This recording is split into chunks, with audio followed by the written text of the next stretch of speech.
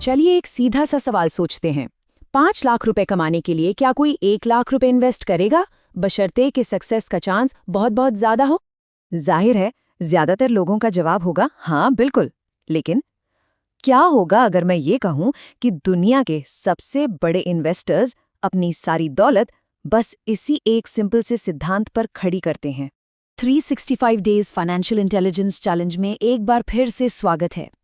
अगले 30 दिनों तक हम दुनिया की सबसे पावरफुल फाइनेंशियल किताबों को रिव्यू करके अपनी फाइनेंशियल इंटेलिजेंस को और भी मजबूत करेंगे।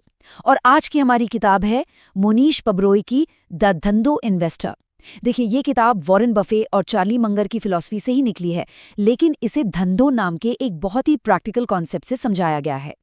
तो चलिए समझते हैं कि आखिर इसका मतलब क्या है। हम इसे 4 हिस्सों में देखेंगे।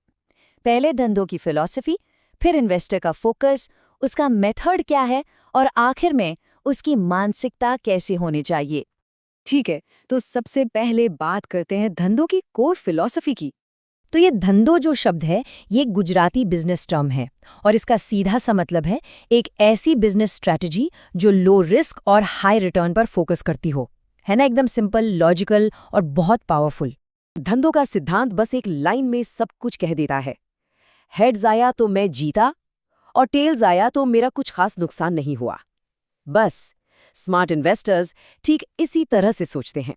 वो एक्साइटिंग हाई रिस्क मौकों के पीछे नहीं भागते, नहीं, वो ऐसे दांव ढूंढते हैं जहां अगर कुछ गलत हो भी जाए तो नुकसान बहुत थोड़ा हो, लेकिन अगर बात बन गई तो फायदा बहुत बड़ा हो। और यही है इंटेलिजेंट इन्वेस्टिंग का असली सीक्रेट। तो सवाल ये उठता है कि ऐसे मौके मिलते कहाँ हैं?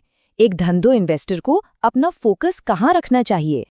देखिए, जो बड़े इन्वेस्टर्स होते हैं ना, वो ऐसे बिजनेस पसंद करते हैं जिन्हें समझना आसान हो। एकदम simple business model, stable demand हो और रेवेन्यू का अंदाजा लगाया जा सके, जैसे कि होटल, रेस्टोरेंट या इंश्योरेंस। हाँ, हो सकता है ये बिजनेस सुनने में बहुत एक्साइटिंग न लगे, पर ये लगातार कैश फ्लो जनरेट करते हैं।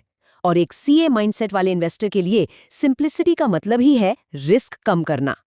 एकदम सीधा सा नियम है। अगर कोई बिजनेस इतना कॉम्प्लिकेटेड है कि उसे आसानी से समझाया नहीं जा सकता, तो बस उसमें इन्वेस्ट नहीं करना चाहिए। सिंपल। चलिए, अब समझते हैं कि इस फिलॉसफी को असल में अप्लाई कैसे करना है। मतलब एक इन्वेस्टर का मेथड क्या होना चाहिए। इस किताब में एक बहुत ही पावरफुल आइडिया है, और वो है सफल इन्वेस्टर्स को क्लोन करना, यानी उनकी नकल करना। कोई नई स्ट्रैटेजी बनाने की जरूरत नहीं है, बस उन लोगों को स्टडी करो जो पहले ही कामयाब हो चुके हैं। और दूसरा, हमेशा मार्जिन ऑफ सेफ्टी के साथ इन्वेस्ट करो। इसका मतलब है किसी भी इन्वेस्टमेंट को उसकी असली कीमत से काफी कम दाम पर खरीदना। इसे एक उदाहरण से समझते हैं। मान लीजिए एक कंपनी की असली कीमत, उसकी इंट्रिंसिक वैल्यू 100 रुपये प्रति शेयर है, लेकिन किसी वजह से मार्केट में उसका दाम गिरकर 65 रुपये हो जाता है। तो ये जो 35 रुपये का गैप है ना, यही है मार्जिन ऑफ सेफ्टी।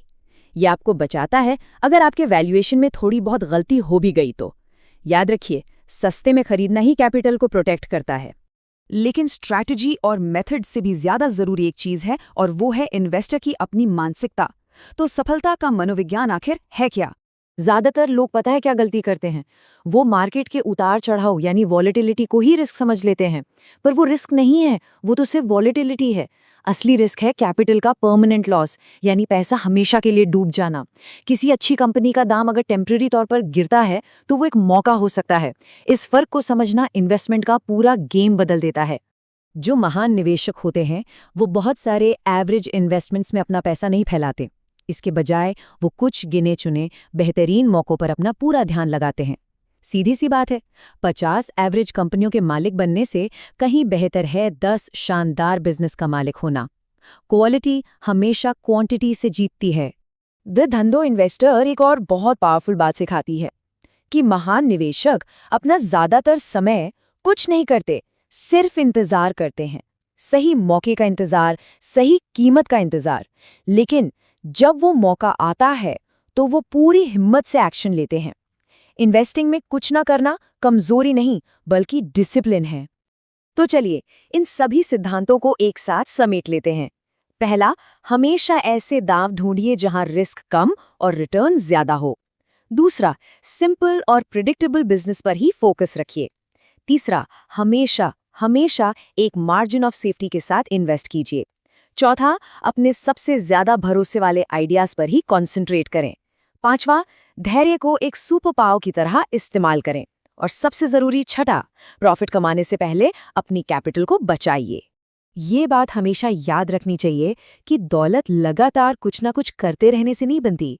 ये बनती है स्मार्ट फैसलों से और फिर धैर्य के साथ इंतजार करने से। यही वो समझ है जो एक एमेच्योर को एक प्रोफेशनल इन्वेस्टर से अलग करती है। तो वो कौन सा एक आखिरी सिद्धांत है जो इस पूरी सोच को एक लाइन में बांध देता है? वो एक लाइन जो हमेशा याद रहनी चाहिए?